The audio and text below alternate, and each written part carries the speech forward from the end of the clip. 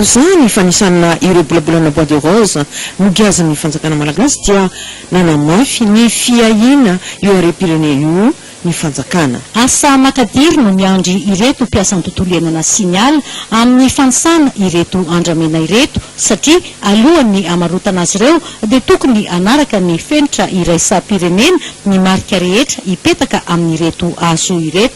Misy arak'izany ny fanomezana fiofanana ireto teknisian'ny ala anatotosa ny fanisana teto Betongolo.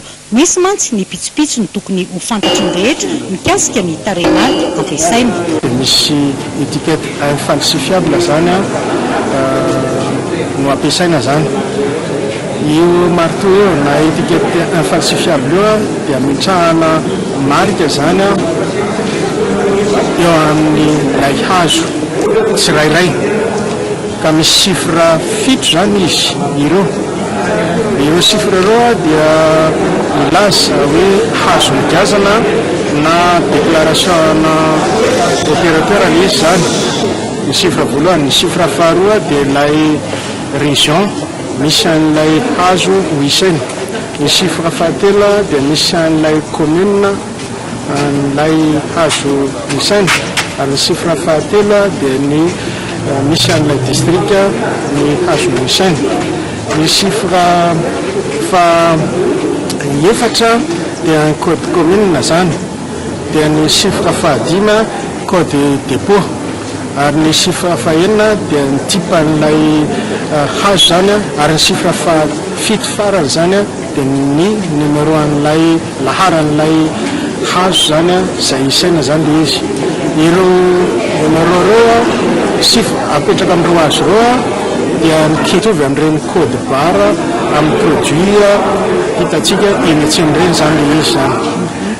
Finavinaina ho vita alohan'ny faran'ny volana febroary mantsy ny fanisana mba hidirana amin'ny dingana manaraka sy ny famarotana fa akoatr'izay dia nanamafy ny ministeran'ny tontolo iainana siniala fa tsy andefitra ary dia anara-maso akaiky ny fivezivezeny ireo sambo sy botry manamorona ny morontsiraky Madagasikara. 20 ny faritra rovana eto Madagasikara. Isokajina nosika ho mpikambana eo anivon'ny UNESCO ny rovana Ambohimanga ny Tsingin'ny Bemarasy ny Andramena.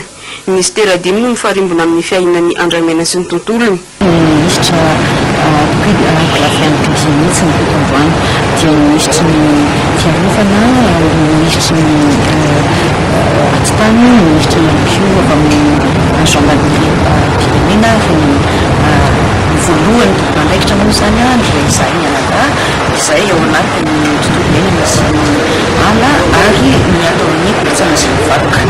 Ny antom-pivoriana androany aloha dia toy nylay atao hoe finan-kevitra ny gouvernement izay natao tambaravavarana teo tamin'ny fitarainana izay natao ny